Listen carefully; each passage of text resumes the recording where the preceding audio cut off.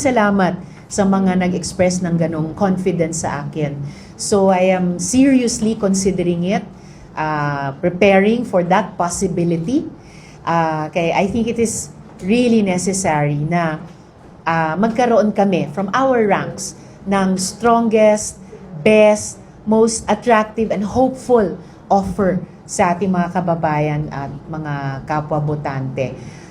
And I'm looking forward to that moment na end of this year or at the very, very latest sana, first quarter next year, magkaisa kami sa aming ranks around whoever will emerge as the strongest contender. So magkaisa kami, there can be only one para may fighting chance. Then, laban na.